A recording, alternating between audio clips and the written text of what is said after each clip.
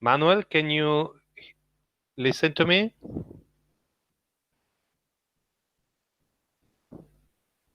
Está sem microfone, Manuel. Thanks. Para variar. O microfone está Yeah. mutado. Yeah, I can listen to you, and we can also see your screen. Okay, good. Okay, but it's Yeah. not in presentation mode, I think.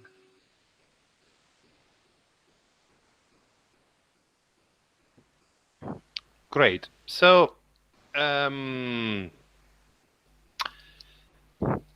Just a should second. I start, Manuel? Yeah. Just a minute.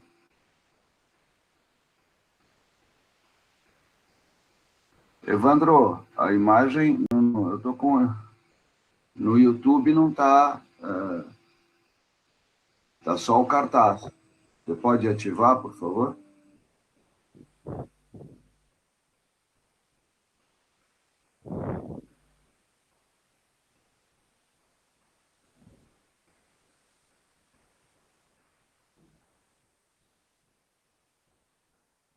Okay. Okay. I will make a very brief presentation, Ioanni, and then I give you the... Yes. Okay? Of course. Okay. Hello, everybody. Nice to have all you guys here. This is a presentation talk by Professor Ioanni Del Santi that was very kind to accept the invitation to be with us and to present his thoughts, his ideas, his visions, his considerations, observations about the city, but more particularly the city in terms of consequence of the COVID-19. Professor Ioanni Del Santi is a professor at Università de Pavia and also at Huddersfield University, Pavia in Italy. Pavia or Pavia, Ioanni? What's the right way to say? It's Pavia. Pavia is the Italian way, yeah. Okay. And also Huddersfield University in the United Kingdom. Professor Ioanni is an expert and has been investigating issues related to the contemporary city, more specifically in recent years, related to the notion of commons or commons in the city, and has also very good knowledge about Asian cities, has been to China a couple of times, and also developed some work in that area, right? Oh, I think that's it is. It's your... Yeah, great. Okay, thanks a lot. Thank again, you. Ioanni. And what I said to them is that, I mean, feel free to I don't know, if they have any question, do you agree that they can ask the question? Do you prefer that we leave it to the after a presentation? How do you want, what dynamic do you want to? No, I think it's good to say that this is a talk, and I will be presenting some. I will be presenting. We will be splitting the session in two parts. So there is a first part in which I will be presenting you a research, which we delivered already in Italy, and then there are bits which are still going on, especially in Brazil. And then there is a second part, which is a little bit of a critical, interpretation. So I'm very keen for you to ask questions. So feel free to interact. And I don't want this to be a front lecture, which is very boring, but I wish this will become something useful for you to reflect on what's going on. And in that respect, if you can see the screen, don't you? So I have given this title, even if we are still in the pandemic, but I think what is more interesting to me as an architect is to think about how we will react to this and how we will transform our cities. And so I have to ask you a favor in the beginning, which is to click on the below link, which I can eventually also share on the chat. Maybe, Manuel, that's the best way to do. And ask you to answer to those questions. There will be another one in a while.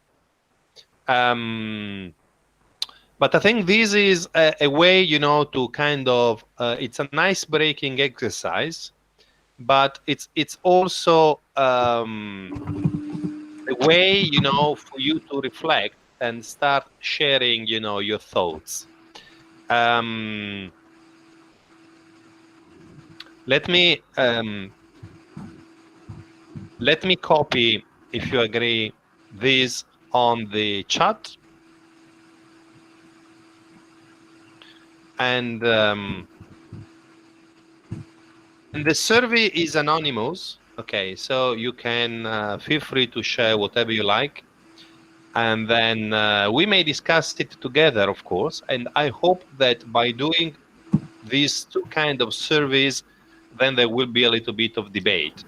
Can you see the link? Did you receive it? Mm-hmm. Yeah.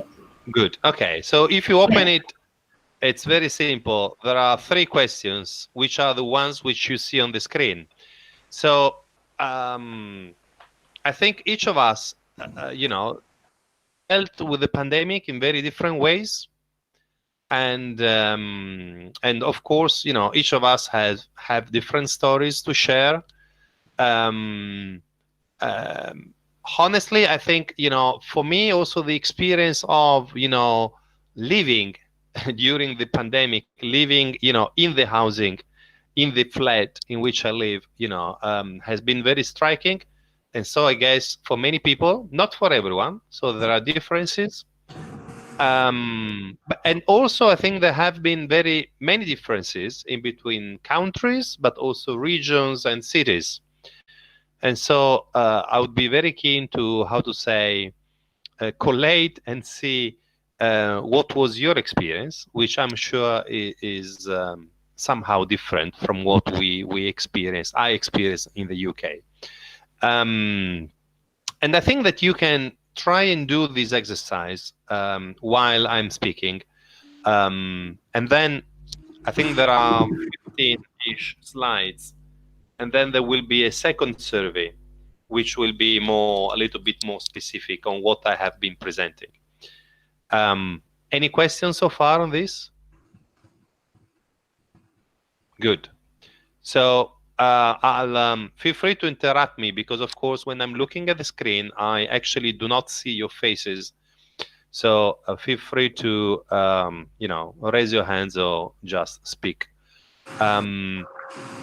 So my take on it, this, of course, this talk will be very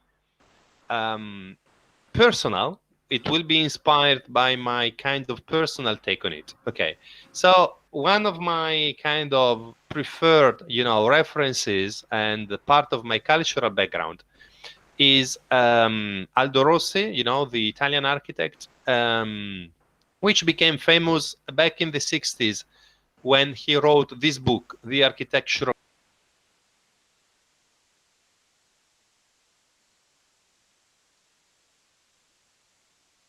concepts in this book, but there are 2 concepts which I think are very relevant to me, and one is the idea of cities being collective artifacts. So a city is not something which we create individually, but it's something which is coming through the ages, through our work, through our collective enterprise. And then the second point, and this is, you know, a very kind of a slogan which became very, very famous. The other one, another point which strikes me especially during this period, is about housing, okay? And because Rossi describes cities as basically composed by two kind of elements. One are the so-called primary elements, like, I don't know, monuments or cathedrals, elements which resist. These are elements of resistance against all the changes of the city. And the other elements which he describes are housing neighborhoods. And so housing is a constituent element of our cities. And thinking about, the pandemic, this is actually one of the most striking points, which I think is emerging, at least to my eyes. So in relation to this, I didn't know exactly how to enter, this lecture. And so I have taken some slides, and I will do a very brief presentation of it. And I hope this will be clear. And there might be ways for us to investigate or speak about these through books or journal articles later on. So feel free to take some notes or do questions. I'm very keen to elaborate more. This is a research which started in Italy, I think, back in 2007. It lasted 2-3 years. It was a funded project. And then more recently, back in 2015/16, I brought this research. I had conversations with other guys, especially in Porto Alegre. So at the Università Federal. So I heard some of you is from Porto Alegre. And there were very interesting coincidences. We were working along similar, lines of inquiry. So the research, to cut it short, the research is about urban quality, okay? And urban quality is very, very difficult to be defined. When you look at the literature, you have people speaking about quality in planning or quality in urban design, okay? So as a product, we say, or people looking at urban sustainability, okay? So sustainability in urban design, for example, Matthew Carmona, professor at UCL. And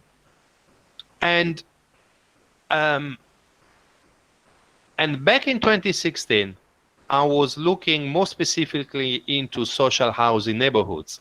But in reality, you can apply these to various kind of neighborhoods, including small towns, etc., etc. There are many, many different systems to evaluate urban quality or urban sustainability, if you like. And there are many data which you can collect. And then there are systems. For example, all of these systems here in the middle are systems which are already available in your literature. So you have Place Check, for example. This is in the UK. But you have also sort of design critic. When we do our teaching, we do a lot of, you will be used to critics, to kind of collective reviews of your work when you pin up your drawings. So that is a form, not very elaborated, a little bit more raw kind of information. That's a form of quality assessment, if you like. And then there are systems which are much more refined, such as environmental assessment, sustainability frameworks. And very interestingly, there is a little bit of overlap. So you can apply these to cities as well as to neighborhoods or to buildings. So, there are systems which you can apply at different scales, okay? So it's a very wide picture. And by looking at these systems more in detail, we can organize them in kind of normative systems, can we say more institutional ones, which have a lot of issues in reality, including lack of transparency and lack of adaptability, okay?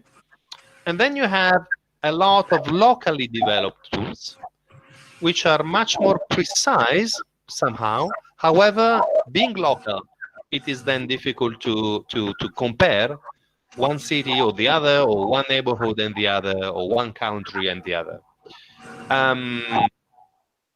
The most interesting point of reference to us when we started the research back in 2007 were these kind of intermediate systems, especially this one about social housing by a group based in Turin at the time, a research team based in Turin, but it was applied in Reggio Emilia in Italy. And they identified 19 indicators, and each of them were receiving, a score from 1 to 100, and then all the scores are then grouped. This is kind of a tree structure. So they are grouped, and finally they provide you with a kind of a magic number, which is not magic, of course, but it looks like it is. It's a quality of housing space index. Okay. I will keep it short here. Is there any questions so far? Okay, feel free to interrupt me in case. And what is very interesting is that we used for our research this methodology, not the list of indicators, but this methodology as the basis of our research. And when I came to Porto Alegre, I found that a PhD student, Maria Scussel, more or less in the same time, was using the same, tool to assess urban quality in Porto Alegre. And this was a very interesting coincidence. Probably not a coincidence, probably the idea of, transmigrating the same tool to a different context. She made some adjustments. So there were, some of the indicators were not used as such, some others were, simply deleted, etc., etc. I have highlighted in blue some which I think are relevant, especially, to our research, but also in light of the pandemic. So the quality of common open spaces, for example, the landscape quality, how it is perceived from housing units, privacy, in terms of housing, of course, units, green spaces and playgrounds for children at the neighborhood scale, okay? Green areas and sport facilities in the urban area, okay? Each of these has a description, which now I'm not in the position of, going through in detail, but I think that these can give you a flavor of what this index was looking at. And as I told you, there is quite a complex system through matrices, okay? It's a very elaborated mathematical system, which allow you to rank and weight each of the indicators and then to bring them within this tree structure. I have to cut it short, of course, for the time being. But I also offer you what we did in our research. In our research, we were looking at urban districts, of neighborhoods. And we created a new set of indicators. And the new set of indicators that we created, we wanted to be comprehensive. So we looked at a number of different projects, and we made a little bit of a selection. You can probably perceive it from here. And then this is exactly the same document. The list of indicators, it's the same document that Manuel will kindly circulate to you later on. And you can see that there are several different sources. So one is Carmona, another one is Milano City Council, another one is Lombardy region, because we found that many systems that they have overlaps. but they actually didn't cover enough, okay, different areas that we felt at the time were relevant. And the system, you see, the way in which we dealt with it in terms of the numeric analysis, if you like, it's exactly the same as the research delivered in Turin. So we have grouped the indicators in 4 groups, and then this is the way in which the tree structure will bring you to have a final result. And at the time, we applied this to kind of a medium scale, small to medium scale city in Italy called Lodi. You can see an image here. It's not a large one. I think it will be in the region of 100,000 inhabitants, more or less. And we selected an area which was not in the city center, but was more or less alongside, more recent expansions. And we delivered, we tested the indicators. What is interesting, why we did it in reality? Because the project was funded and blah, blah, blah. But there was an overarching, objective of the research, which was not just to test or to understand or to define urban quality, which might be very difficult to do per se, and without having a scope, an aim. But at the time, within the unit, there were various universities, including the University of Genoa, and they are the research unit was composed by architects and people from the medical school. So the aim of the research in reality was to find consistencies in between what we define as architects, urban quality, and what they define as well-being.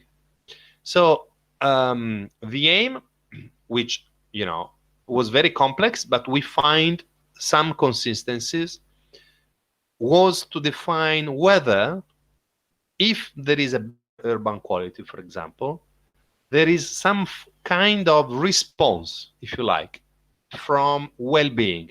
Well-being, it's a subjective dimension, which is basically depending on your perception. So there are medical, tools to do that, to assess that. So the research unit, they distributed in town, door by door, some questionnaires, which are called SF36.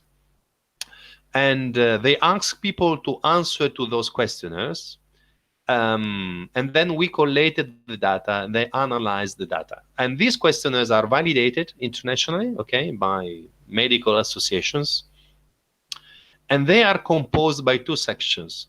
One is physical well-being, and the other one is psychological well-being.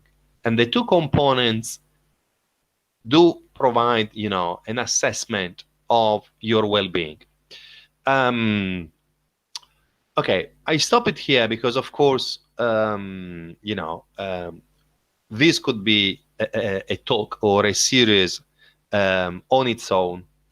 But what I'm also interested to tell you is that at some point, when I first came to Porto Alegre, my colleague Luciana Miron and others, they were working on a social housing district, which is called PIEC. It's a very large program in town. And there are specific areas like Villa Tecnologica, which are basically composed by social housing.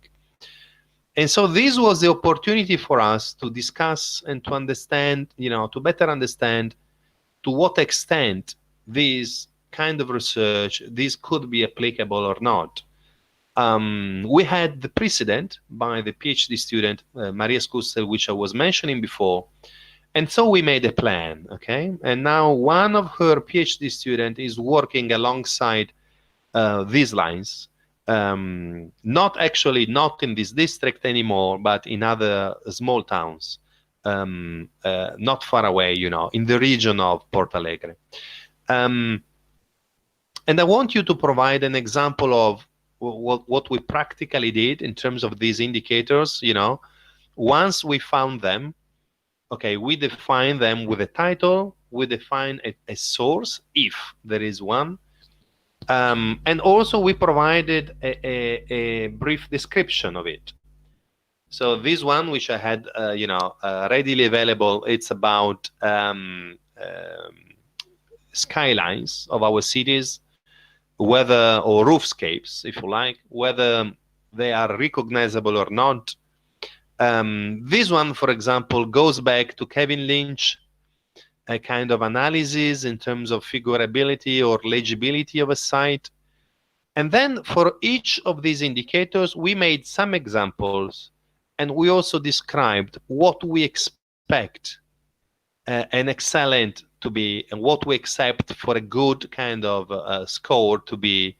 And so we try to provide it to unfold the concept, and also to provide a guidance to ourselves or to other professionals, which could potentially deliver the same kind of job in a different place or in a different setting, without us being present on site. So, any questions so far?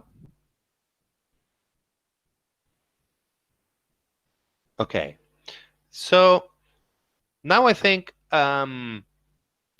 it's time for you to take action again, and I ask you to work. I don't know, Manuel, if they can work on an individual basis or even in small teams, but it could also be on an individual basis. Just before your talk, I proposed to them to, I don't know if they had the time to organize themselves in small groups of about 5 people, but I don't know if they were able to. But as you said, they can either work individually or in small groups, not more than 5 people. So, yeah, the goal of this exercise, which follows up from the first one is more, it's reflecting, your thoughts, okay? This one is kind of responding to what I'm presenting to you. And so I would be very keen for you. It will take some time, of course, because you need to read them through, and 74 is kind of a big number. You do not have, a full guidance. You do not have the descriptors of the indicators, but I think that most of them should be self-explanatory. So I think that you can assume, that if it's urban, green, quality of green spaces, or if it's presence of services, that most of you will understand what we're speaking about. And then I ask you to rank the ones which you think are more relevant to you, of course, during the pandemic. And also the ones which you think might be most relevant in the next future for your city, or for cities in general. And I think, Manuel, that probably if we provide students with 20 minutes time, that should be enough. And then we can have a brief discussion in between us, and then we can move forward with the talk. You're muted, Manuel?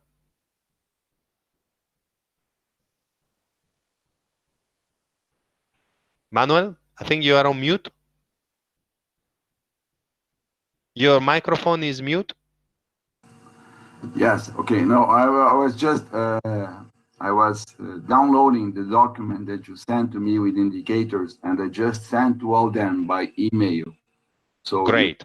You received the same document that Ioannis sent to me, I sent to your email, right? Yes. So let's check if everyone has received it. And also I'm checking that I'm actually currently, I have 7 responses to the first survey. And so I think I will look into this, but in the meantime, I think the ones who haven't responded yet, you could also fill in the first one. Okay, Ioanni, a question. You said that about the previous research, you applied it to Lodi, or a neighborhood of Lodi. Did you apply it any other place afterwards? Yes. So in Lodi, we applied it at the end of the research project. We applied to 3 different neighborhoods in the same town. Then a year later, we applied in Genoa. So the collaboration with Genoa went on, and we did apply there, and this allowed us to refine some bits and also to understand how the tool, was working or not.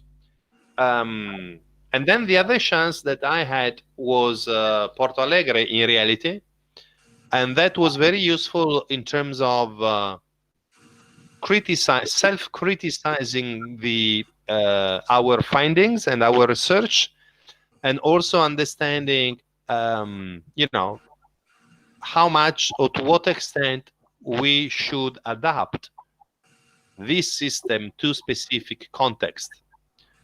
Because as you can guess, a social housing district in Porto Alegre, it's a completely different setting from the ones we have in Europe.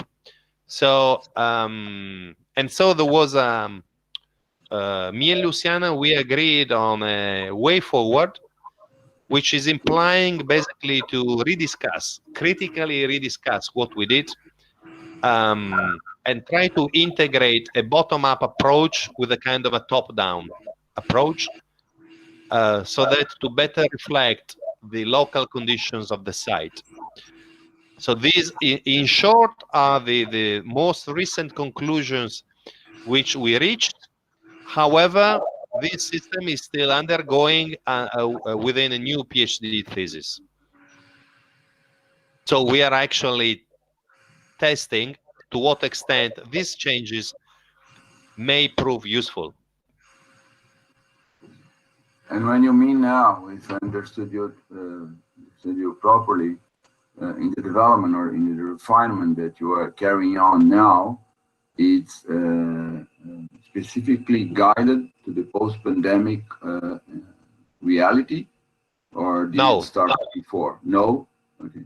No, not yet. Mm-hmm. No, not okay. yet. But as you can understand, I think this idea of how to say, collating data in terms of people well-being, I think it's very relevant nowadays. So as I mentioned to you, for example, there is a new research project which I'm kind of chairing, in Milan, and I would like, this matter of, in terms of well-being, health and well-being, this matter to be at the core of the project, for example. So I think this is very relevant to us. And I feel that most of us, we experience somehow how much that is relevant to us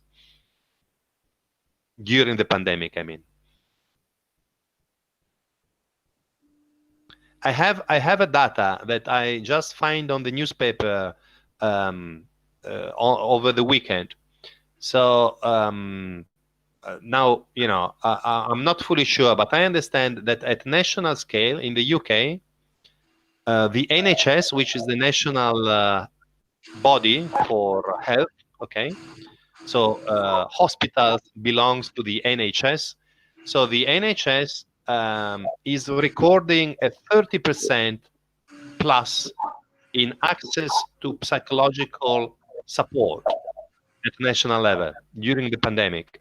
So this is meaning that that we have to tackle those issues, And so to what extent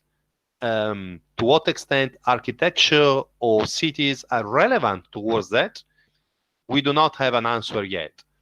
But I think that we can assume that the place in which we live, especially during the lockdown, okay, the places in which we live in is contributing towards that. Mhm. Okay. While, you know, some years ago, maybe this was less relevant in the debate, because we were assuming that, you know, the quality of our life is coming through information technology, commercial malls, online e-commerce, and smart working. And nowadays, I'm sure that all of us, we have to add a dimension to it, which is the place in which we live, the way in which we live, our lifestyle. Okay, I cut it short now. I don't want to give you all my answers. Okay. Okay, so guys, are you okay? Shall we say, I'm keen for you. I'm interpreting the Brazilian here.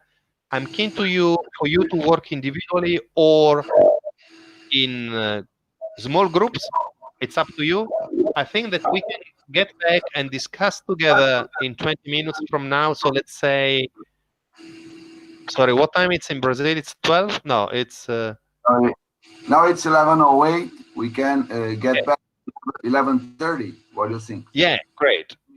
And we get back here, but I will keep the connection up. So if you have any question at any time, you can drop a message on the chat, or you can just speak up, and we will be here. Okay. So Great. let's So I get. stop sharing for a moment the screen, and I will keep my camera and open, and the mic will be muted. I will do the same. I mute the mic, and the camera will be on, right? Vejam como vocês querem trabalhar, né? Se vocês vão trabalhar em grupos, quer dizer, acho que é claro que ele está pedindo, né? Que a partir dos indicadores com os quais eles desenvolveram a metodologia 10 anos atrás, quais vocês acham que são os mais relevantes, e aí uma comparação, uma reflexão da parte de vocês em termos de, bom, pós-pandemia, em que medida eles permanecem ou outros são. Tá? Vocês lembram das duas perguntas? Porque ele não está mais compartilhando, então não tem. Tá bom? A gente está por aqui, senão a gente retoma às 11h30. Tá? Se vocês preferirem ligar a câmera para conversarem por WhatsApp ou o que for, fiquem à vontade, a gente volta às 11h30. Eu e a Anne vamos ficar por aqui com o microfone desligado e a câmera ligada. Beleza? Ioane, I'll call you by WhatsApp.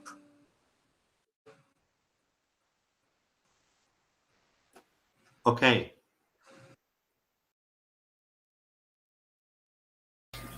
Gente, oi, tudo bem? Meu nome é Stephanie, vou invadir vocês aqui na sala. Eu pensei em fazer em grupos, acho que o pessoal já está dividindo para facilitar a comunicação por ser YouTube, por vídeo, talvez facilitaria isso nesse sentido, né? E a gente consegue se conhecer um pouco mais das pessoas que estão em cada grupo.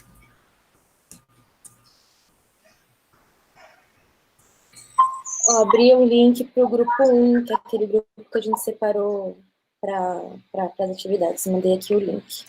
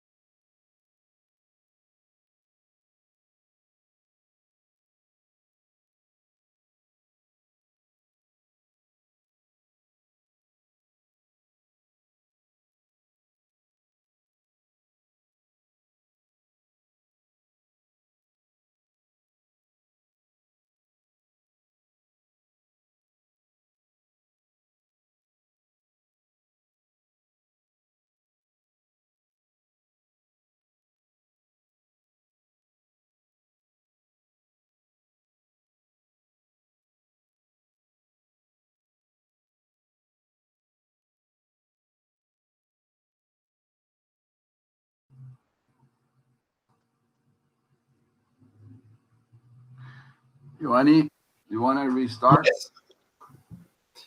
Yes, I think there was a question by Juliana. I think probably you can answer as a team. Mm-hmm. If that makes sense, Juliana. Okay, thank you, Ioanni. Hi, Hi, nice how to are meet you. See you again. Bom, vocês vão responder em grupo ou vão responder individualmente? Como é que vocês querem fazer? Ou foi uma parte em grupo, uma parte individual? Como é que é isso? Na verdade, a gente não conseguiu ainda. A gente estava lendo, a gente ia discutir agora.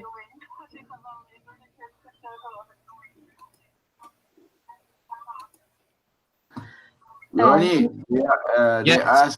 they're asking for 5 minutes more, okay? Or No problem. Okay.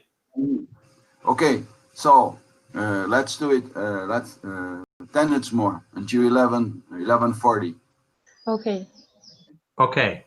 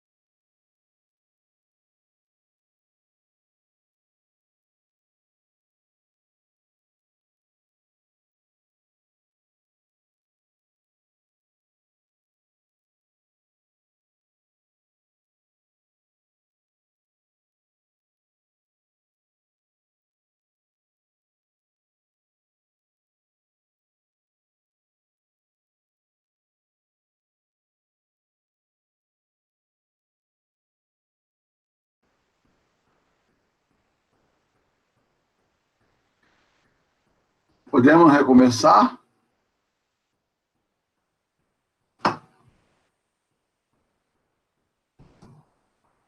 Can we restart?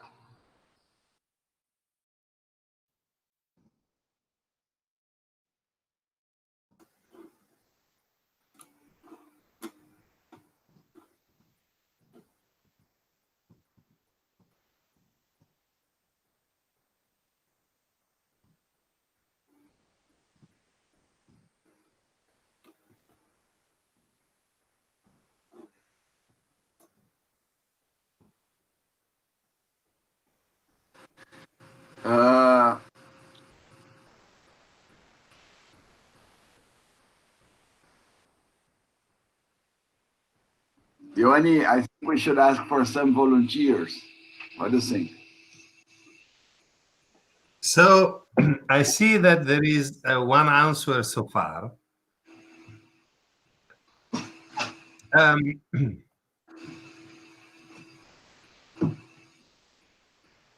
And by the way, I think the answer which I see now, it's kind of expressed with the codes. So it's like 1A1, etc. Maybe you can paste and copy the full name of the indicators. I think that would be more useful. No, not useful. That would be more easy to catch.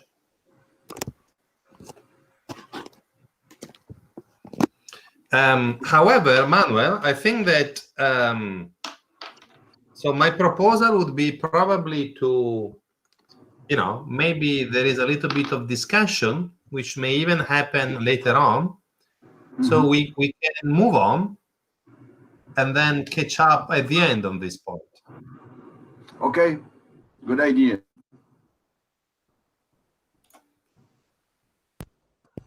And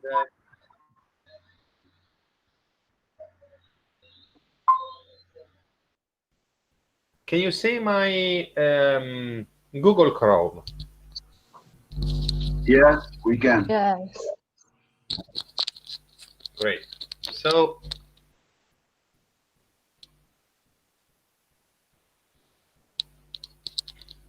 as it is, it is anonymous, I can share and go through some of the responses, which I think are very interesting to me. And I kind of agree with most of them, agree in the sense of have the same feelings. So question number one, so during the pandemic, what aspects did you suffer most from? So the fact I can't see part of my family and my friends, okay, isolation, confination in small place, no contact with nature and people, difficulties in coming back to my hometown and see my family, difficulties in adaptation of this kind of new normal, and the anxiety, unemployment, lack of contact with nature, isolation in small spaces, not seeing my family and friends, keep working during the quarantine, which made me apart from my family, work and live in the same place, lack of policies. I mean, some others are a bit overlapped. Psychological effects on the older members of my family and split that cause on people who do not believe it's dangerous, isolation, social isolation, loneliness, anxiety, claustrophobic, social isolation. Again, so I think this is it's very interesting to me, and I share most of these feelings, and so I'm glad that you were open and keen to share it with us. In relation to your housing, what aspects did you suffer most? No sunlight in my house. Live in a small apartment with other 4 people. So the kind of the co-living here. Everybody to do their home office. it's kind of stressful. Yeah. Small apartment, same space with different uses. I'm kind of translating from Portuguese, but I think I get the meaning.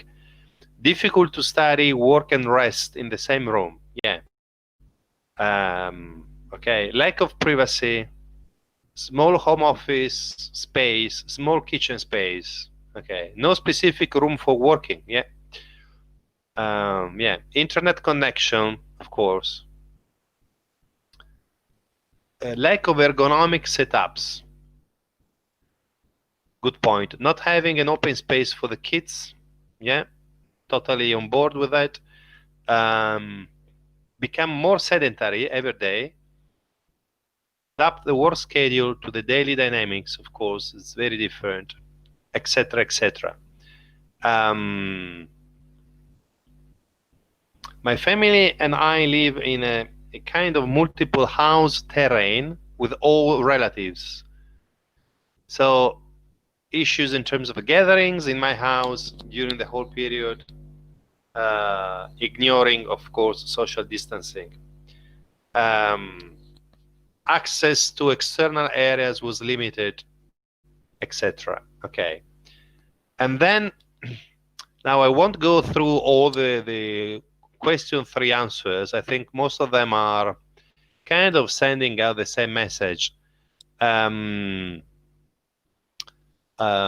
Most people highlight, okay, that cities are not coping well. Lack of, public transportation issues, supermarkets. So in terms of services, yeah, that was self-evident for most of us, and especially also for people who suffered, the elderly, or disabled people, a lot of issues on the media about that. Extra hospital, yeah, of course. Lack of infrastructure for marginalized people. Not prepared in terms of urban open spaces. Social inequality, which was increased. How to control, how to manage social distance. Offering public services, yeah. Public areas were not equipped in regard to sanitary requirements, etc., etc. Yes. Good. So now let me go back. Stop presenting. I should. So thank you very much for your answers. I'm quite on board with what I've seen here. So and I hope this was also useful for you. I had the chance to speak with many friends, but not really with many colleagues or many of kind of academics, if you like. So now I go back to the presentation, and okay, so I put together some slides. Can you see this? Can you see my Adobe screen? Yes, we can. Yes.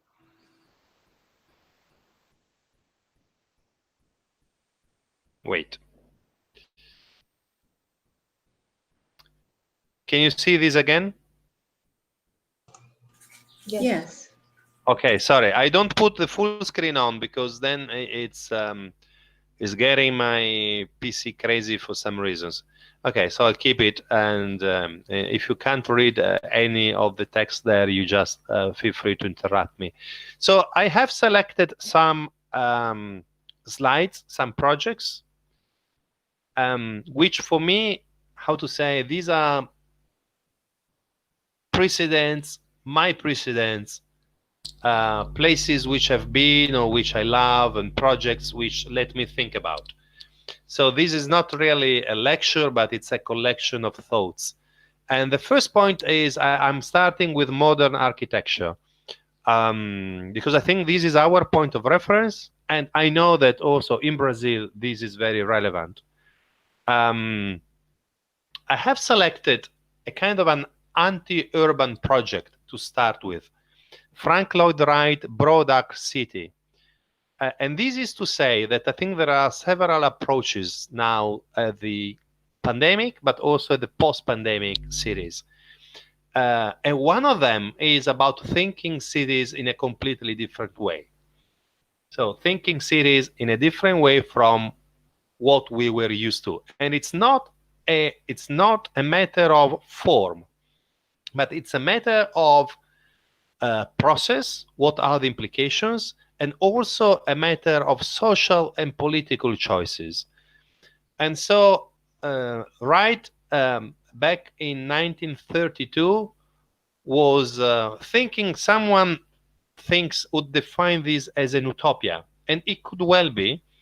I'm more inclined to think that this is a kind of a more pragmatic approach that is kind of what if the social and technological structures which we have in place will allow us to live and to produce in a different way.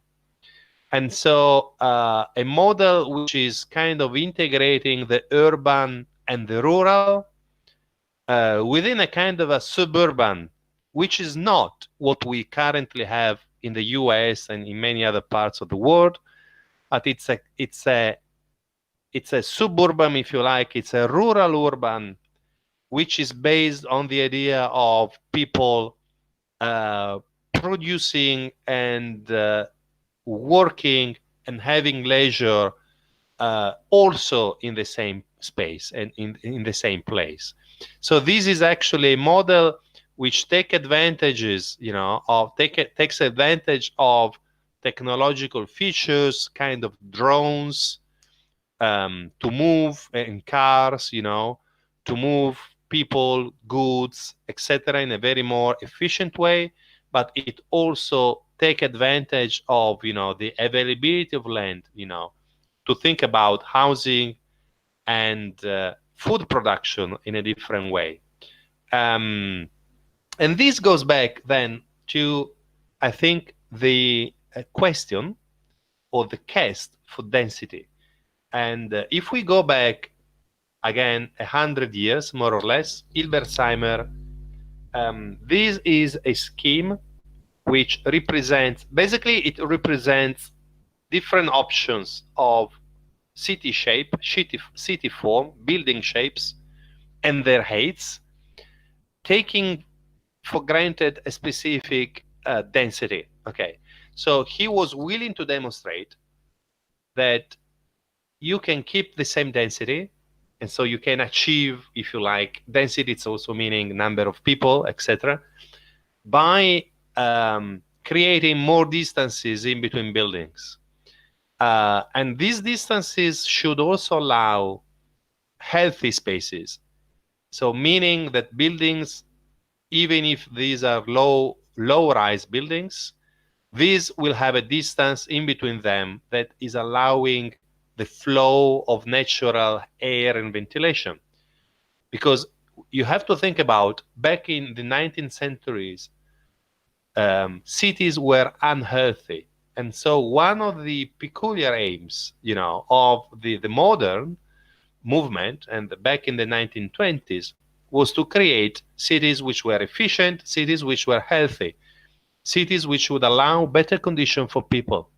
So there was a very strong ideal towards which they were kind of aiming at. And he has also, Hilbersheimer has also been working on kind of abstract models.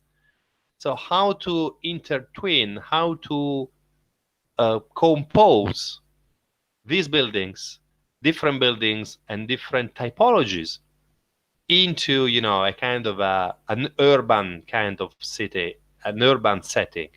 And you see this proposal, it's for mixed height apartment blocks and row housing. So kind of a medium density and a low density scheme, which is combined together.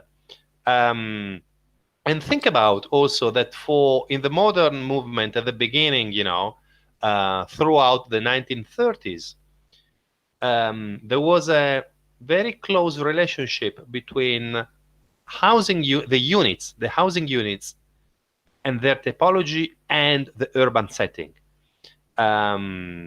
So there was if you think about this one, which is Hilbersheimer,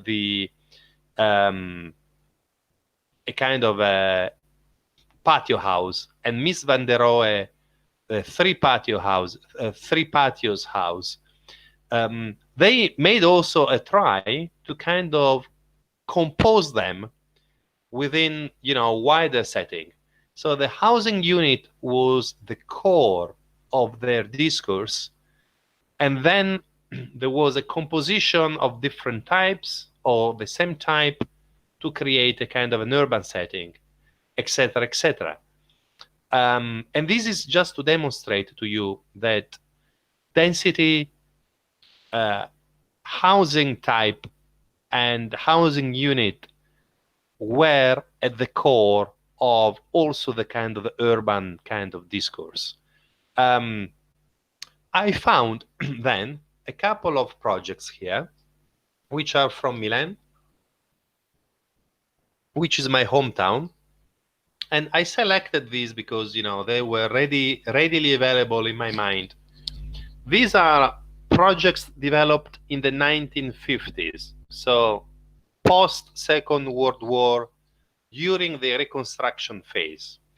And the experimental district Q8, I think we can define it as a modern, if you like, modern with a capital M style neighborhood. And I'm sure that you will have similar ones in Brazil. And you see, it's a composition of different types of buildings. You have this kind of block housing, similar to, if you like, Unité d'habitation by Le Corbusier. But then you have also row houses, you have individual villas. So it's a composition of different types. And these ones are taken together by a network of open spaces, this kind of green. You can perceive some trees there, which is kind of the creating this kind of pattern, okay, which is getting things together. I mean, if you look at Brasilia, for example, I think that we can find similar, somehow, a fil rouge, in between these kind of projects, in which, so the housing and the density, the housing and the open space, these are the main dimensions of the projects. And I selected another one which I like very much. This is the Harar district, by a number of Italian architects. Gio Ponti, maybe it's the most famous, which you may know. And this is also very interesting because it is composed by four, kind of high density, more kind of unité d'habitation, but then you have small islands, and these small islands are kind of enclave, if you like, and these are for unifamiliar and bifamiliar housing types. And the public space and the services are within the neighborhood, but then there is a framework of more intimate spaces. And so I have been looking at these projects in my past because I was interested in understanding how the ideals and the manifestos of the modern have been adapted, and slightly changed over time in Italy by the Italian school, which preceded the kind of, if you like, postmodern. But even before getting to the postmodern and Tualdo Rossi researches, etc., there were nice and interesting experiments. This is a new town designed by two other, very renowned architects in Italy, Cacciadominioni Magistretti, 1964, the beginning. And this is a kind of a new town, okay? I'm not presenting to you any garden city today, but I'm presenting this to you, which I perceive as modern. It's modern because of not just of the language, the materials, so it's concrete, etc., etc., but it's also because of the housing types. So you have at least 3 types here: towers, a kind of condominium, kind of in block houses from 2 to 6 floors, and then you have detached or semi-detached villas. But in between them, more importantly, in between them, you have green areas. And I don't want to say that, this is the solution to the problem. This neighborhood has also been very much debated because it is public in the sense that it is accessible to the public, but to some extent it looks also like a gated community because access it's open, but it's somehow restricted. So there is in Italy, there is a big debate on these matters, and so somehow it is questionable. And I have been thinking that this project actually was not in the 21st century, was not fully, fully a good currency, and that we should look for different models. However, over the pandemic, I think that this could be very useful to the dwellers here, because having this large amount of open space, it is offering a number of advantages, which you have also spotted in your answers. And you can see, okay, those are the kind of the roads, and then these are kind of the views which you have. So there are distances in between the different streets, okay? And you have streets only on one side, and on the other side, you always have nature, you always have a park. So think about, in between one row of houses and the other one, there is always a park. And I think this is an interesting dimension. And then I was thinking, okay, but what about our current days? So I've been working a lot, in my teaching on housing, especially in the last years. And so I found in my pocket these projects. This is by Stephen Hall. And I am sure that I'm quoting this project for a different reason from the designer or from the original point of view. But I found very interesting this idea of Stephen Hall. He calls these lightweight structures, these small buildings, which are pavilions or villas on the top of a roof, and these are opposite to the heavyweight buildings. Okay, and for him, these are kind of activist kind of buildings, which are activating space somehow. But I was very interested by the idea of having, within a more conventional structure, to have small structures which could fit for different purposes, for communal life, or for housing, or for special needs. And so you see within this internal landscape, you have these scattered volumes, which are creating a complexity.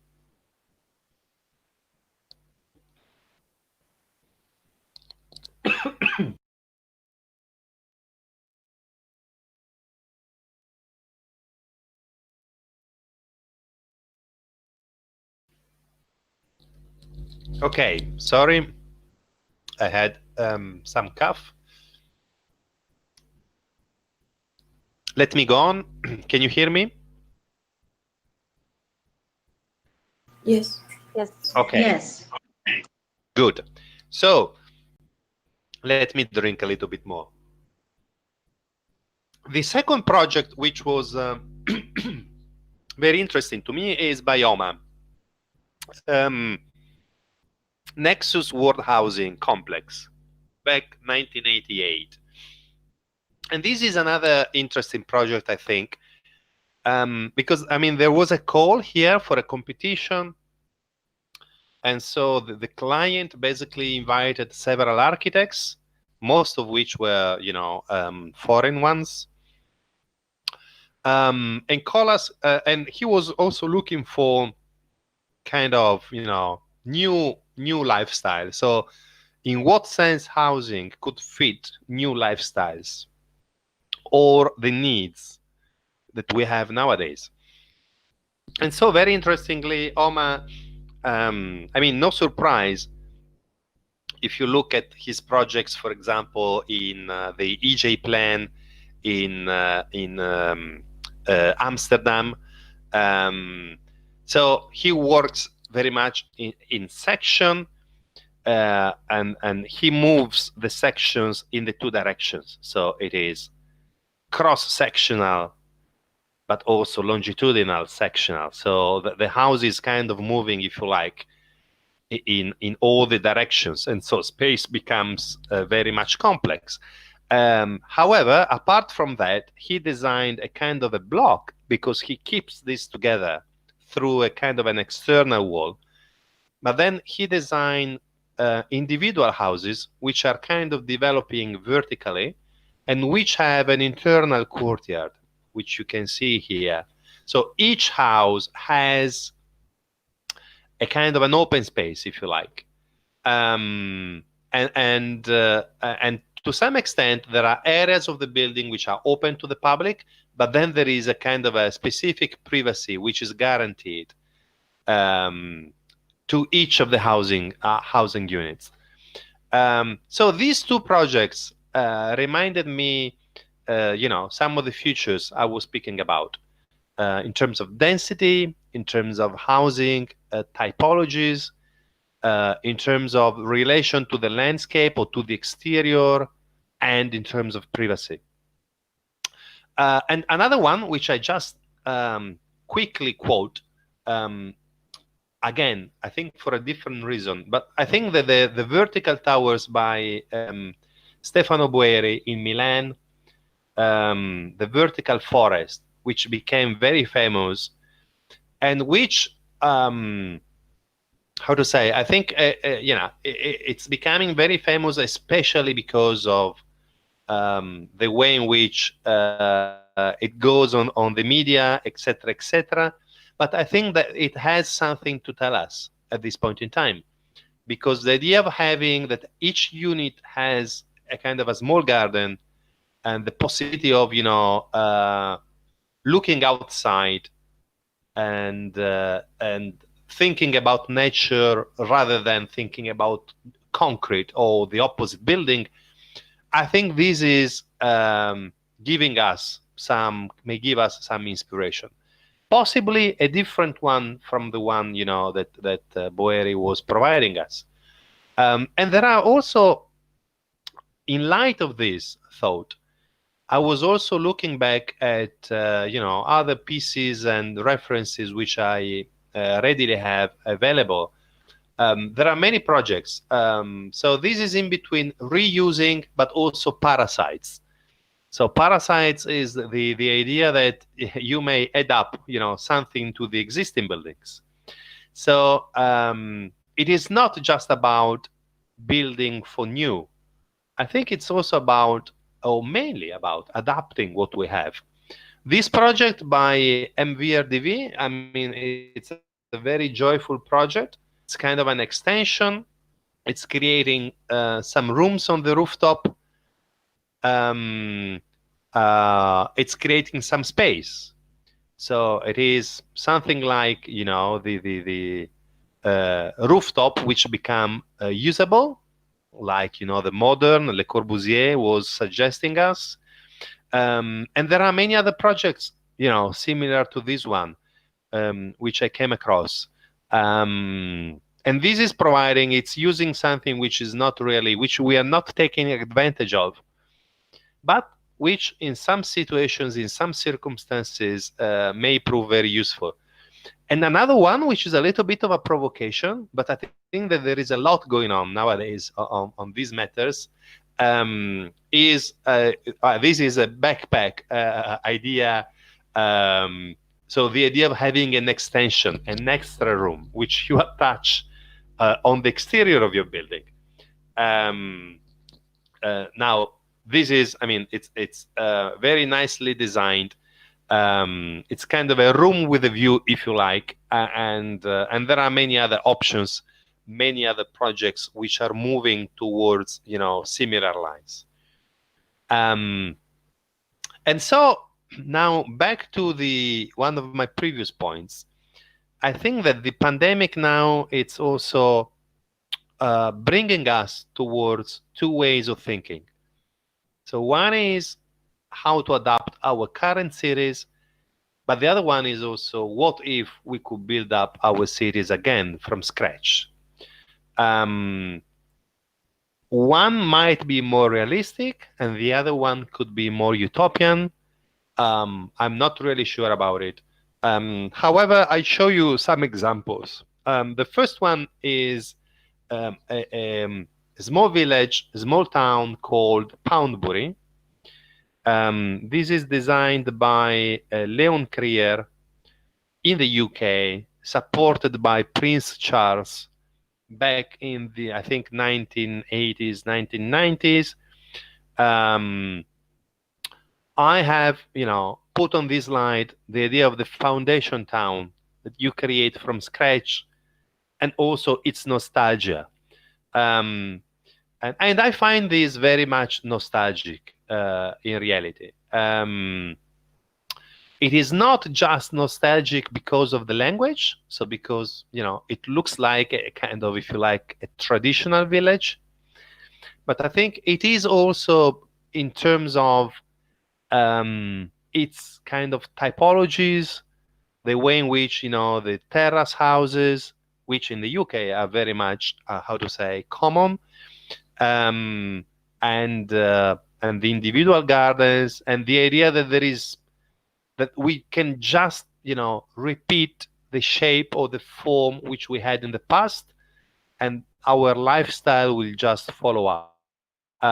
And so here I think form it's prevailing over the process and the current needs which we have.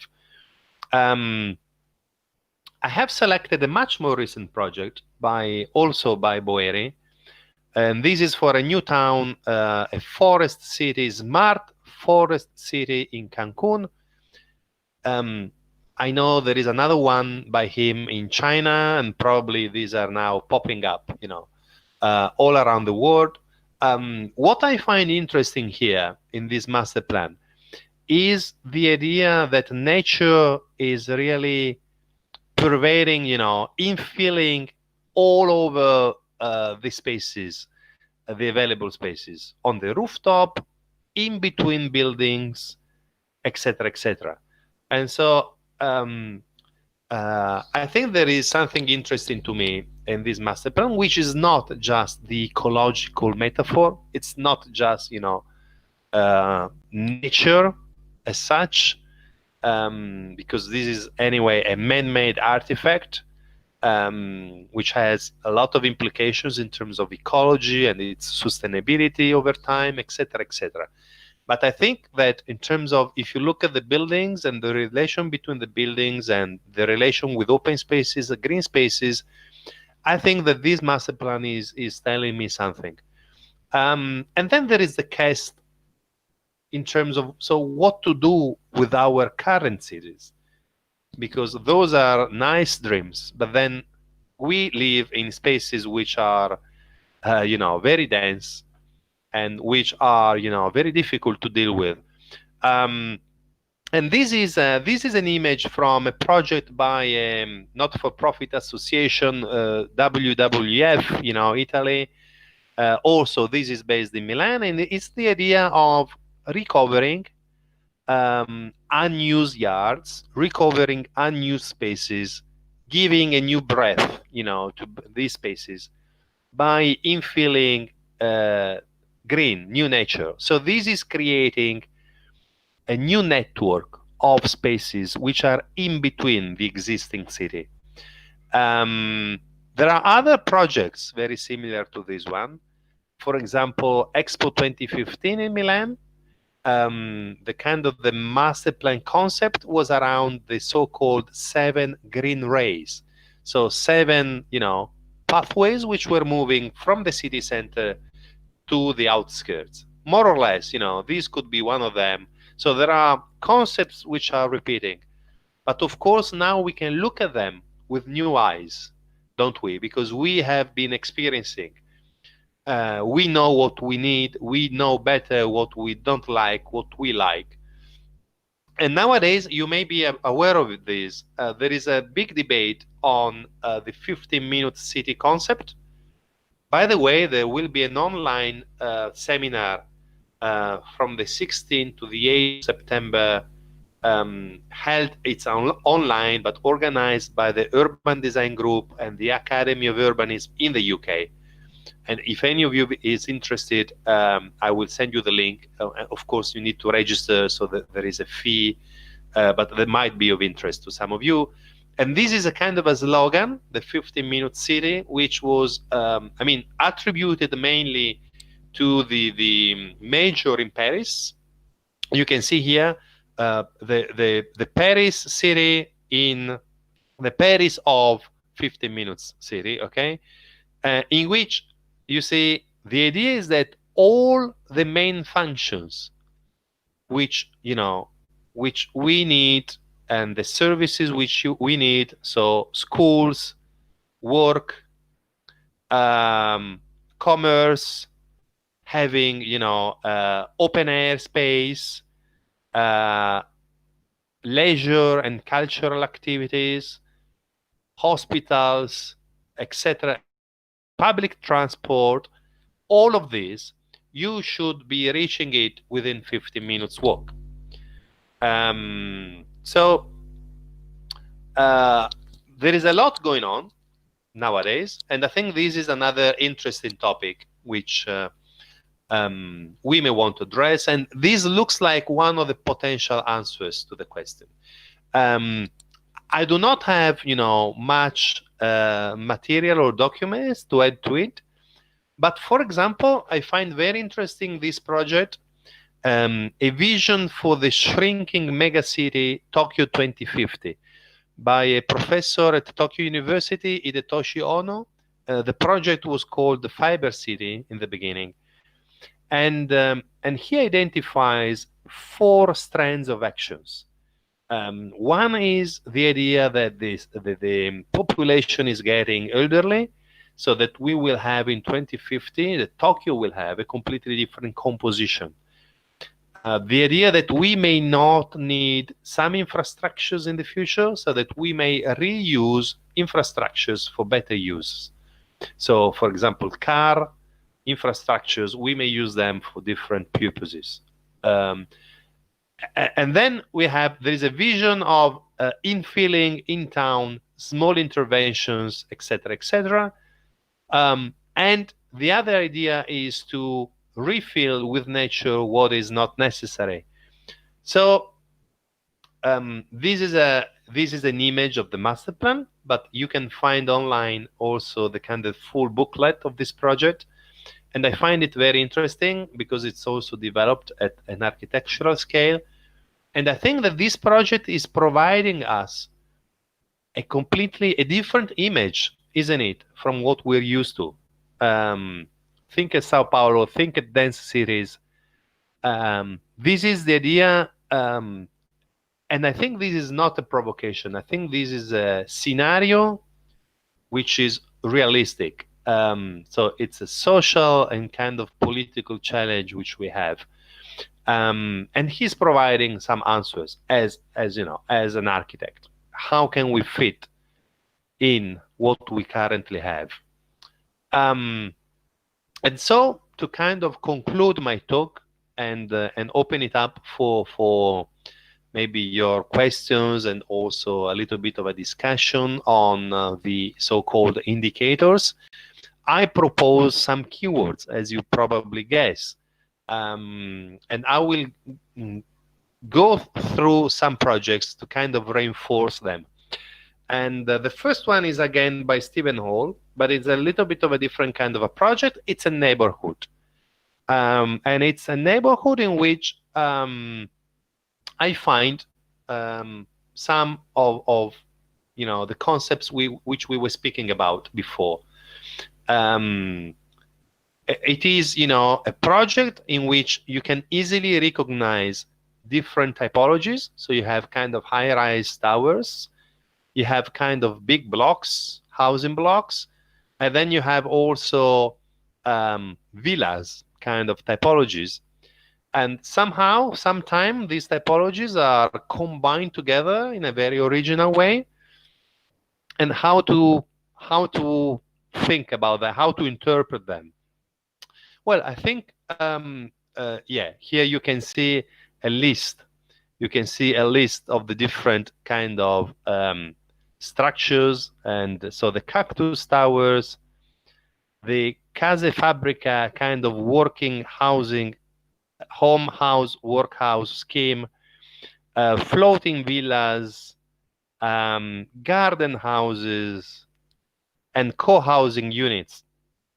So very interestingly, he articulates some concepts about housing typologies, but also some concepts about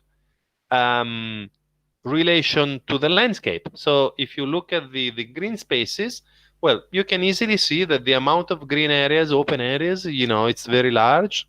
There is also the presence of water. Of course, I mean, here we are in the Netherlands.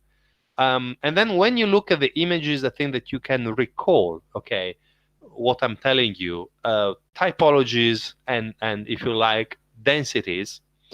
And then look at these schemes. Look at, you know, the kind of importance that, you know, each unit, each space will have a direct connection with the external landscape, the external, you know, the nature. And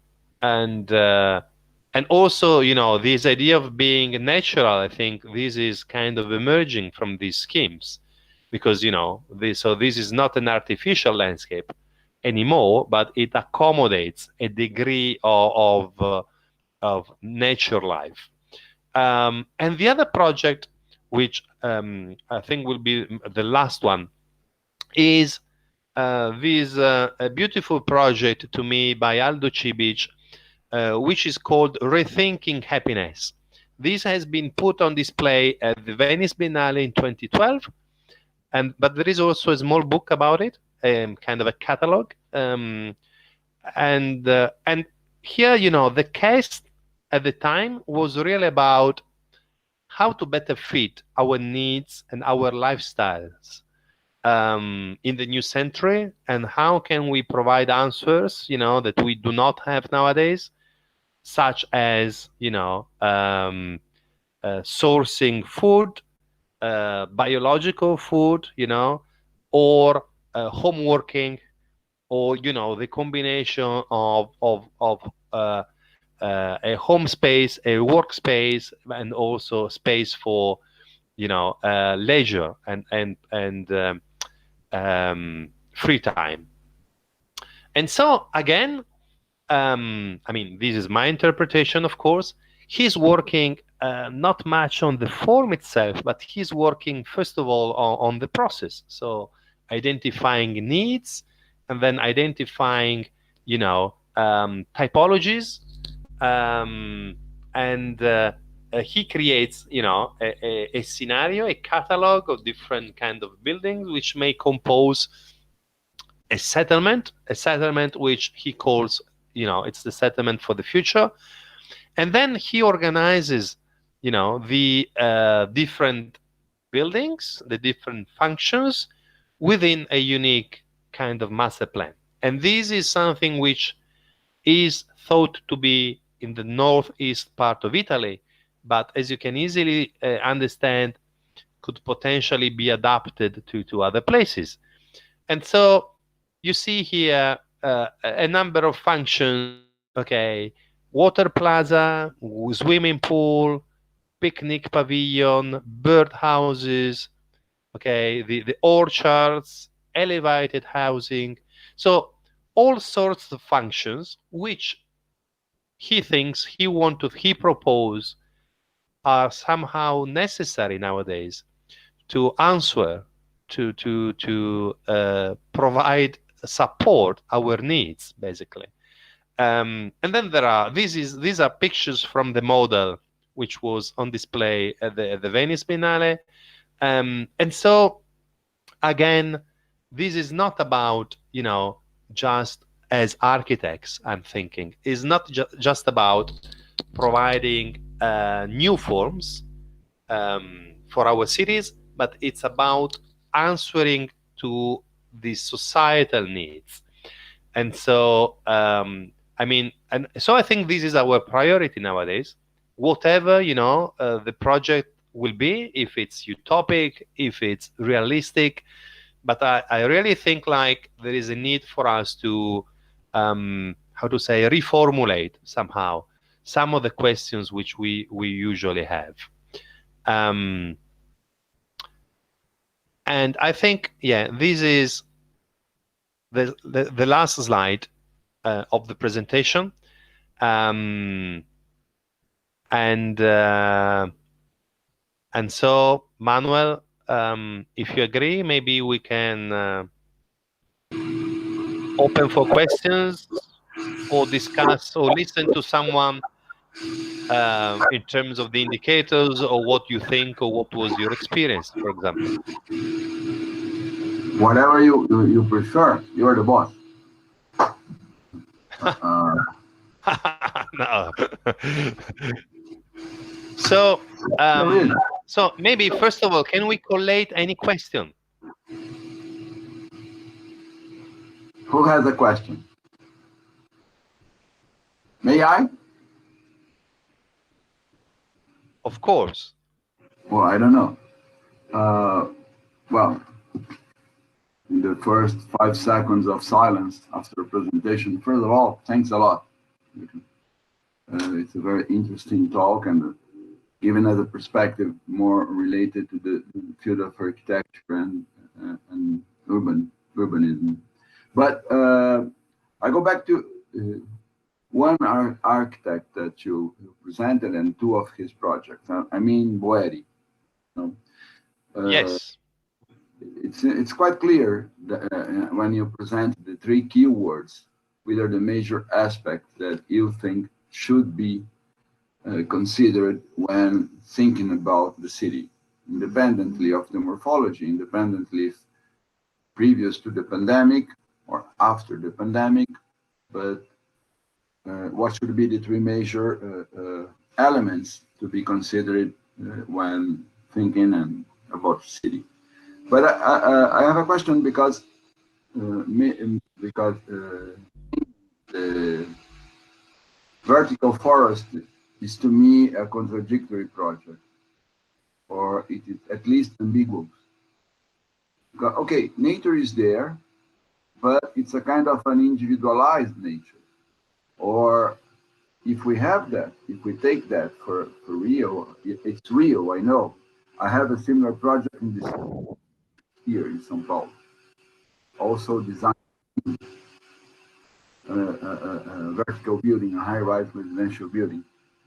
What I mean is, to what extent you think it brings or not the individualization of the social? Because in a way, it's a kind of a private nature. And in a certain way, it doesn't mean that you need to go outside. You don't need to socialize. It's a little bit different in the Green Rotary, when he designs between spaces. it's a more recent, but it seems to me that they have this difference. I don't know if you agree, but I would like to know your opinion about. And the other thing is, the other question is, independently of the morphology or of the urban structure or the typology of the buildings that will be constituent elements of this morphology, where do you think that more likely we are heading to? I mean, do you think that we are going to a more controlled space, a more authoritarian space controlled by the state in terms of the social practices that we can develop, or do you think the other way around? That's something that, I mean, it's one of the major issues in the social political debate, not necessarily in the field of architecture and urbanism, but it seems to me that it has strong consequences to our field of knowledge. Yes, thank you. So I was a little bit undecided, if to show, but I think that you perceived from my words, if to show Boeri or not. But I think that the image, it's not just an image, because the building is on, okay? The image is quite strong. So, and the image, it's providing us the idea that each unit has a green space. I mean, that is what I get. And this is why I decided in the end to show it. Because it's very difficult, to find other projects which suit other recent projects which are suiting with these requirements. If we go back to, I don't know, social housing in Frankfurt, 1921, 1926, or, the Siedlungen model in Germany, we will find, that most of the houses had a small garden, which should also serve, for agricultural and kind of food production purposes, if you like. But nowadays, I find in many cities, and especially mega cities, that there is a difficulty because the kind of the real estate dynamics and the prices, they are kind of pushing us collectively towards this nonsense, in which the right to the house, it's kind of is no more there. And I'm not just speaking, of course, for the middle class. I'm speaking more broadly about our societies.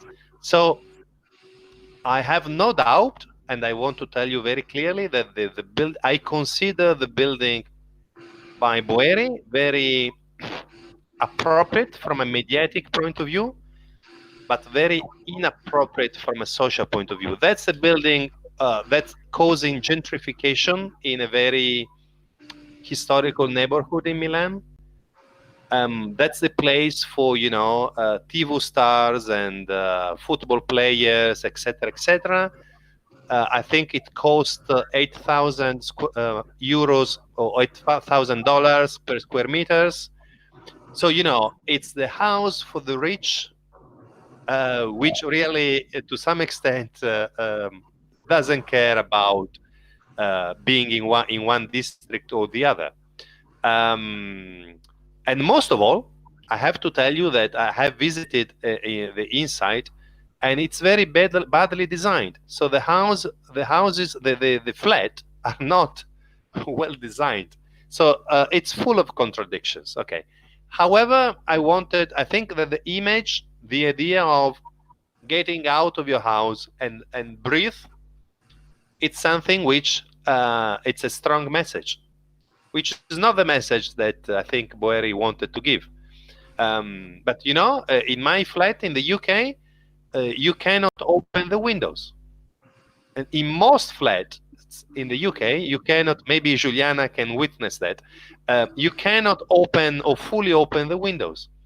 So, you know, so I think we are getting crazy with these. So what's the reason? So during the lockdown, you know, you can suffer from these elements very much.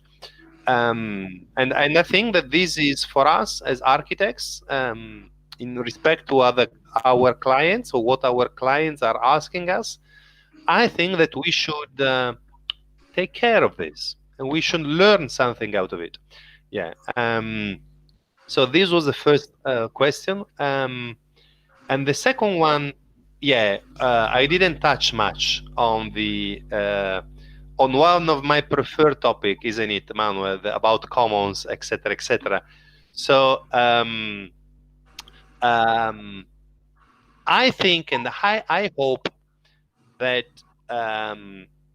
we go back to normal. Normal meaning public areas, public spaces, what we usually call public spaces very soon. And so I hope that the impact of this will be minimized on the long run. And I hope that the kind of authoritarian take that, of course, it was superimposed to us. I hope this will kind of go away soon and that we will go back to our lives. I also think that maybe commons, or can we say communal activities, if we want to translate it more easily, I think that communal activities in town may have a surge in the next years, because I think that we all suffered from isolation and that we may value more social life beyond, leisure time. Social life, as you described it, as a way to construct value and links and human relationships. So I have good hopes for the future, but still, I think, to be honest with you, I do not have a clear image of that. I do not see exactly how this will nurture over time. And I've been concerned on what I could, experience myself and touch with my hands. So this is why and how my lecture came together. Questions?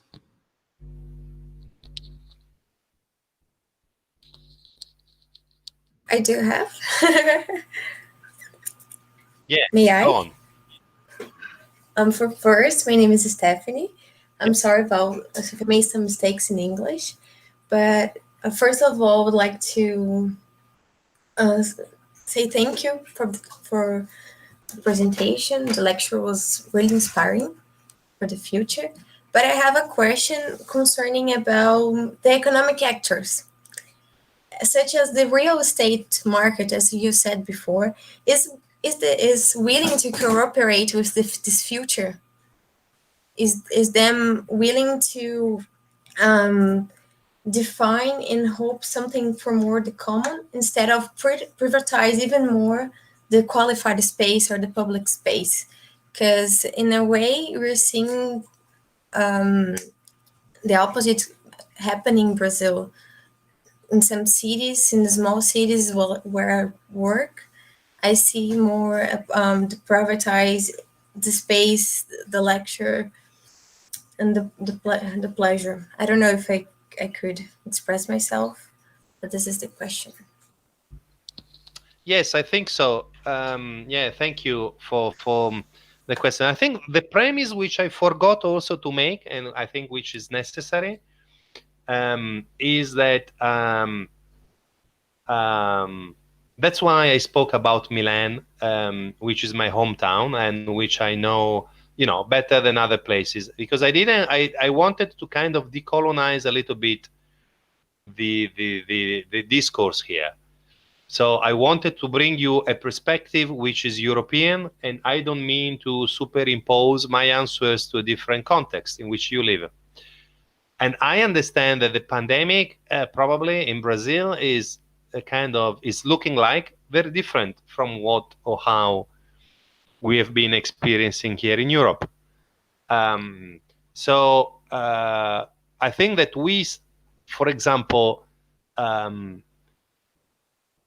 don't think that there was much, how to say, in terms of the housing units or flats, it is not a given that in Europe the richest suffered less than the poorest. On the contrary, if you look at Paris or London or Milan, probably the richest, they live in the city center in a very dense context, and they do not have a garden for sure in Milan, or very few people. While maybe if you live in the rural countryside or in the periphery, you may have more access to open spaces more easily because of, again, it's about prices, etc., etc. So I think that is not very much relevant in Europe, but I understand that could be in Brazil, in which, for example, I know that you have a lot of gated communities, or whatever you want to call them. And so I understand that you may have your small piece of paradise, but then what is happening outside, who knows?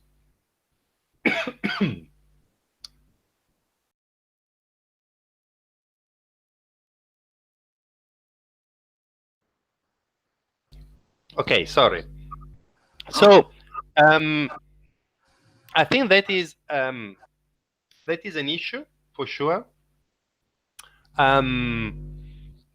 And of course, I do not have an answer. And my personal take on it is through the research I'm doing on commons, which Manuel knows.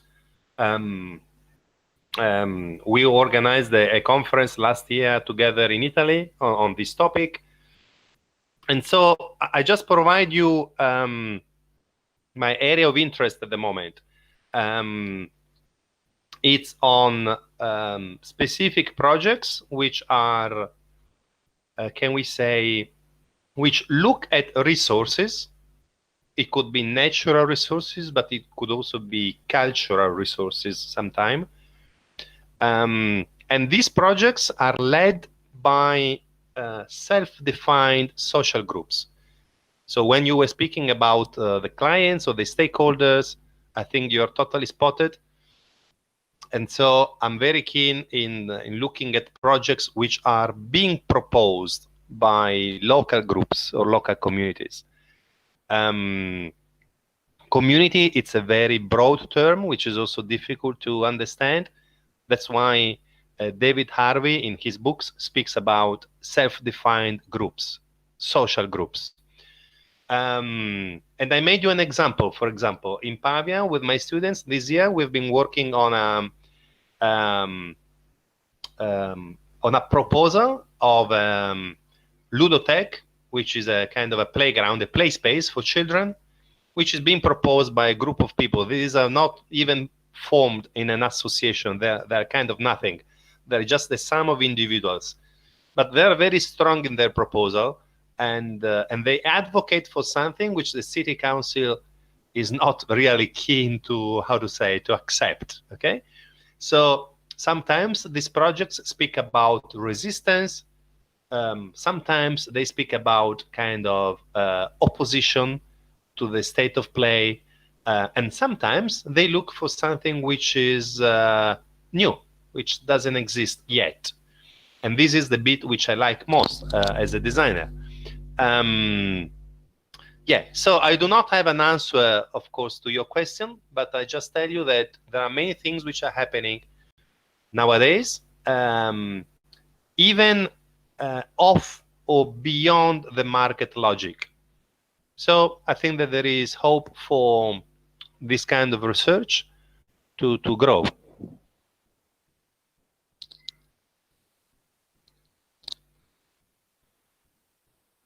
I don't know whether I answered to your question.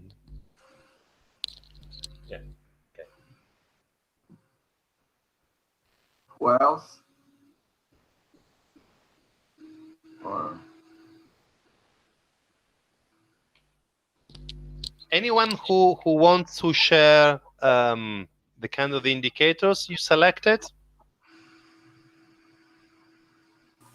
Nayara, you mentioned that you had sent the results that you discussed.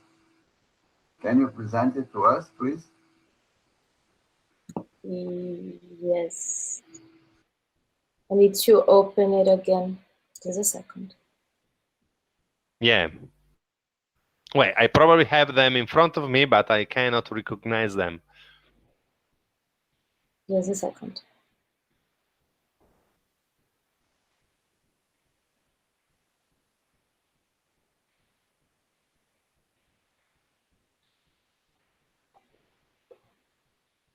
I don't find the doc. The girls that were with me, do you have the doc? Sorry, let me share my screen so that you can see them all. Okay. Can you see my screen now? Yes, now we can. Yes. Yes. Okay. So, yeah, show 6 responses so far. Can you spot which is yours? I found here. Open space. The first one. This one. One, open spaces and building lighting quality. Yeah. Yeah. Architectural features and their adaptations to local climate. Visual privacy from the exterior in principal areas of dwelling units. Percentage of seats on public transport. Yes. And negative elements in terms of visual relationships. Yeah. Would you like to add something to it? No, not really. I think during the process we were doing this, many options we thought were important. We select some that were more, that were talking more about everything that was in the others. Yeah. I think, I decided to share this research with you because I felt that, actually we have been learning a lot out of it, independently from the final results, which I think are disputable, okay? But for example, within the indicators which you listed here, which you selected, there are some which are very interesting to me. And well, the first one is about, of course, privacy. Okay. So think about, in our cities, it's not always kind of a given. And that is emerging. I think this came up from, some French indicators, which we kind of assumed in the research. But also, the other one is number 5. You quoted this idea of the negative elements. And we invented this, okay, because this it's not in literature. But we were thinking about, when we were looking at in visual perception indicators, as you probably know from landscape, the indicators are always kind of double, because you have the perception from your side to the outside, and then you have the perception of yourself, your side, from someone who is in the outside. So the perception, it's always double direction, okay? And also, so on the one hand, you think about your housing unit, and so in terms of privacy, so how much you are visible to the outside. But also, when you look at our cities, we were thinking about, if you have a building in which, you need to orientate a building or a living area or whatever, you may have in front of you a beautiful landscape, or you may have an absolute nightmare, okay? So this was very useful, I think, to me in unfolding these kind of values, really, okay? Which I think, whenever think about, I don't know, in Italy, when we go to the city council and we provide our planning application, you know, no one really asks you about this.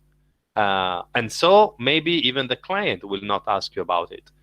And so the lesson which I've learned out of this work, it's really that there is a complexity and a multidimensional, you know, way of looking at what we do and our job, which should also be based on kind of, you know, long-term results. So as if we put us in the foot of who will be living there, and so we try to get the most out of it. And shall we go through your second answer? Okay. Which one is it? Is it the second one with ventilation effectiveness? Yes, yes, yes. Okay, so it's ventilation effectiveness in relation to building organization, okay? Efficiency and quality of urban transport, yes. Innovative solutions for smart mobility, light pollution, urban quality and maintenance of pedestrians and bike pathways. You know what? Most of it, it's about mobility, and you may be aware of it, but many cities, for example, Milan, they're kind of working. This idea of the 15-minute city needs a restructuring of public transport. You know, and this is a time where we have electric cars. You know, when we have our kind of electric, you know, scooters. And for example, in Milan, they are now adapting most of the roads into cycling, you know, and slow mobility friendly spaces. So so the city council took the decision of restructuring most of our roads in Milan, or the main axis towards, you know, the peripheries, in a way, you know, to facilitate without any doubt, okay, cycling and slow mobility. And this it's in a kind of a dense city, which sees a lot of, you know, illegal parking, cars on, you know, double, triple lanes of cars, etc., etc. But you know, the amount of cars which is going through the city, it's really a lot. It's really too much. And so, you know, this is what is happening at the moment. And I think this is good for those who are living there. And this, of course, may force other people to, you know, take public transport, which it's also good as far as the public transport is efficient. And so, you know, in Italy, for example, we always, and I think in Brazil it's the same, I mean, from my experience at least, that the public transport, it's not so efficient, and sometimes it's not even safe as, you know, your private car. And so, you know, we have always to balance things and ensure that the public or the state will provide us with a better infrastructure in the end of the day. I didn't touch much on mobility and infrastructures, but I think that your points are really spotted.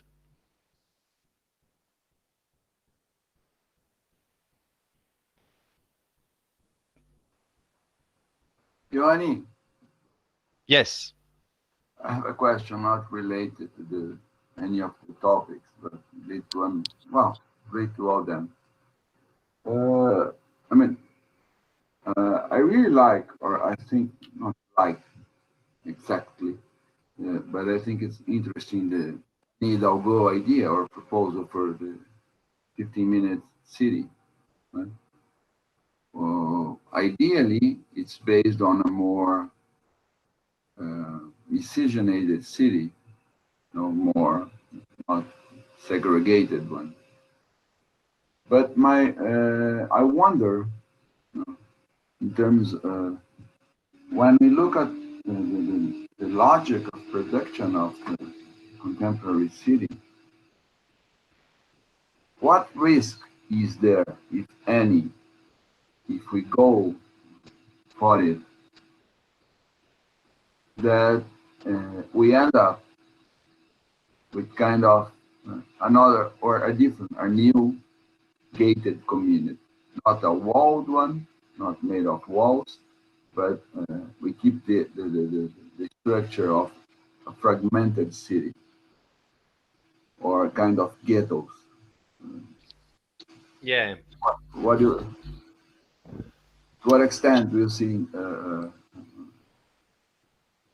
we could be careful? Well, I offer, yeah, that's a very good question, and I do not have an answer, but I'm when you were speaking, I was thinking about a couple of examples, you know. So, for example, if I think about Porto Alegre, you know, this PIEC project, which you probably know, Manuel, it's in the north part of the city towards the stadium and the airport. So if I think about a 15-minute city in there, well, that's implying that the city council is providing schools, which probably some schools are there for sure because I saw them. But I'm not sure if a secondary school is there. Probably a primary school is there, but maybe a secondary school is not. Hospitals, maybe. Maybe there will be a kind of a service there, but I'm not sure that a hospital is placed there. And I'm speaking about one of the most poor and deprived, you know, neighborhood in town. And so I think that the 15-minute city idea, if it's delivered, it's not just for the rich, but it's for everyone. So in these terms, I think there should be a principle of equality. And it's an interesting one, you know, because I mean, it's a big of a challenge. On the other hand, I bring you the example of the UK in terms of schools. In the UK, maybe Juliana knows it because she faced it, and she may share her thoughts. In the UK, you send your children to, you know, state schools, depending on your postcode. Basically, the nearest you are to the school, the highest is the probability that they take you. So just to translate it, if you have a school which is very good, and it can accommodate 60 pupils every year. And actually, these numbers are more or less for real, okay? Usually, they may receive, for the best schools, up to 5 times the numbers. So how do they do that? Okay, there are a number of principles, but in the end of the day, the last one, it's how far you are living, your house is from the school.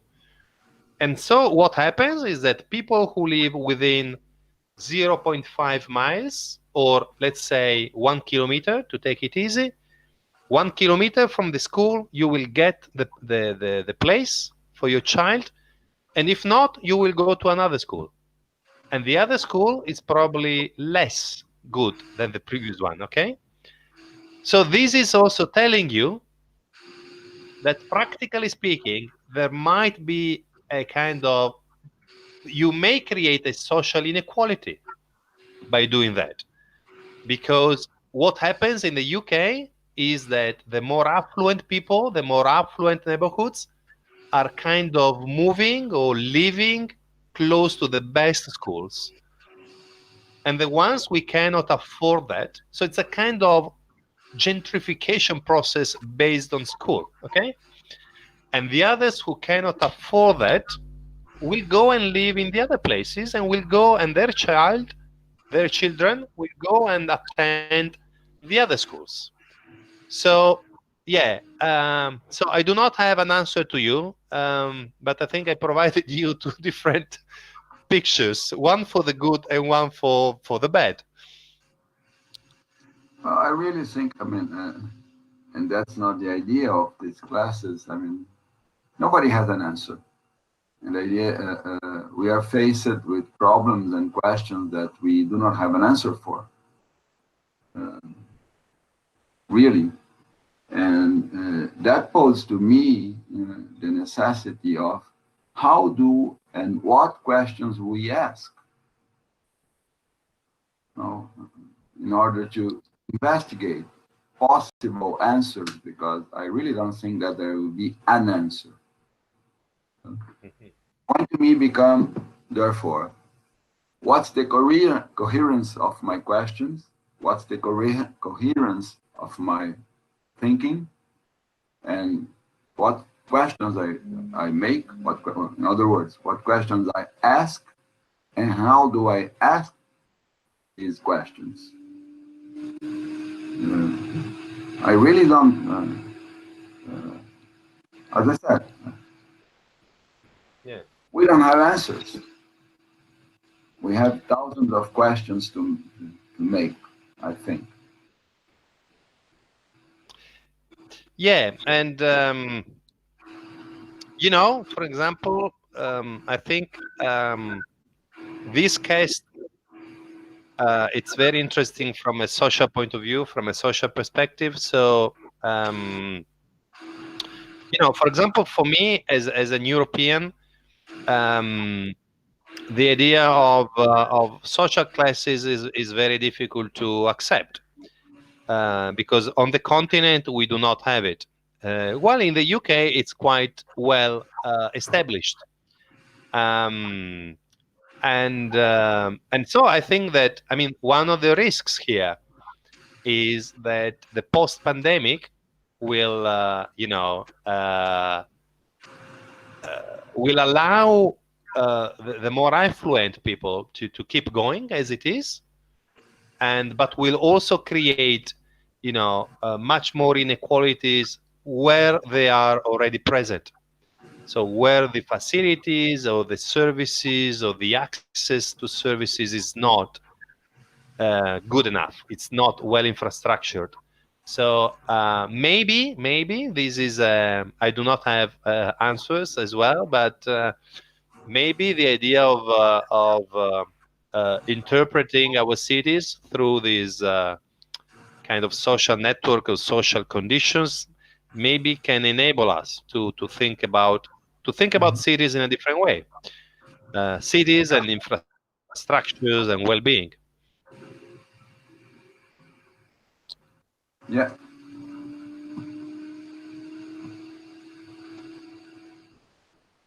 Oh. Well, I don't know if anybody has any other question. If not, I'd like very much to, again, thanks, Ioanni, a lot. I mean, it's now 1:05 here. In other words, it's 5:05 in UK, 5 p.m. It's tea time. Huh? It's tea time.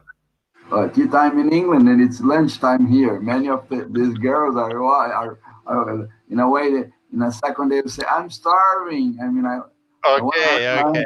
Something like that, you know. I know some of them that are not expressing what they are thinking, but for sure, that's going under.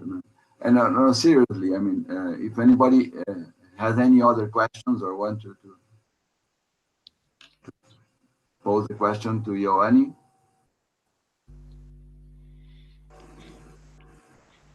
And I think also, if I may, Manuel, that we know each other, and we keep on going with our collaborations. And so, if any of you guys, if you want to get in touch, or if your research will intersect some of the topics, I mean, I was telling Manuel over the phone that, you know, I couldn't share much bibliography or, you know, books or references, so I'm super keen to help you, and so feel free to get in touch, and so we can keep open the collaborations.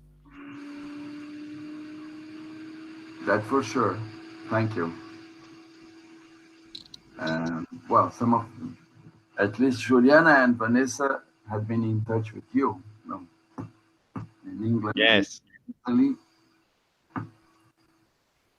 Well, Yoni, I just have to thank you. Really. Okay.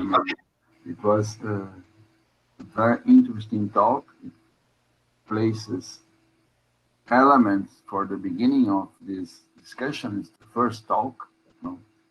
And as I said to them, I didn't to any of you, I didn't say, oh, address this issue or so on. We talked about it, but I mean, I really want kind of have different approaches, kind of a kaleidoscope, people bringing their thoughts, their entrances, their approaches to the production of city or the thinking of city. And it was really nice how we navigated across, some projects and designs and the many questions that they bring to us.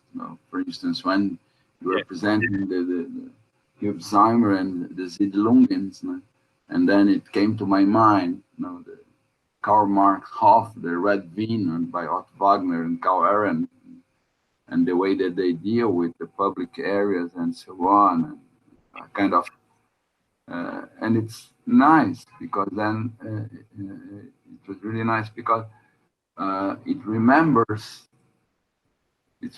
us, the value and importance of going back to some aspects and theoretical and historical ones, because when you bring Rossi, and the point of restating the importance of equipments or buildings or monuments that stay forever, and mainly that's central for the moment. The cities are built collectively and not individually. It was really nice. So, thank you very much. Good to see you all, and best of luck with your course. Okay. Yoni, please send the link for the seminar for Manuel to send us. Oh yeah, the one you mentioned about that will be organized by the UK Association in September or October. I don't remember now. September. No, it's this week. It's in 2 days' time. 2 days time. Let me do it now. So okay. I will post it here. Yeah, I found it, and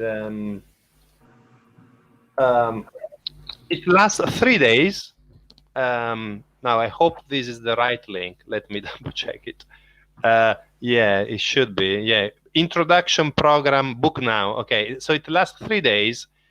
But you can subscribe to 1 day only. So there are tickets for the day, and I guess there are also some. Discounted rates for students, if I'm not mistaken. And this came up very recently, and some events are probably online, free to access. So maybe some of you would be interested in that. Yeah. Yeah. I also that's the link. I just checked also. The link is this one. Yes. And so this will provide you with the full program and the way to book it through Eventbrite. Okay. Okay, Ioanni. Great. Thanks a lot. Thank you, everyone. For your kindness and being with us for 3 hours about that. Good. Thank you, Manuel. And let's be in touch. For sure. Bye. Bye, everyone. Bye. Bom, pessoal, então, nos vemos segunda-feira, né, às 9 horas. Tá? Alguma dúvida, alguma questão? Alguma observação?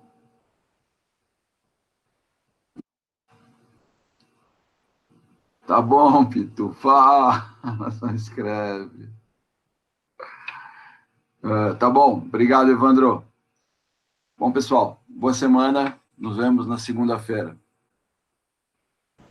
Tchau, até. Obrigada, tchau, tchau. Tchau. Falou, gente. Tchau, obrigada.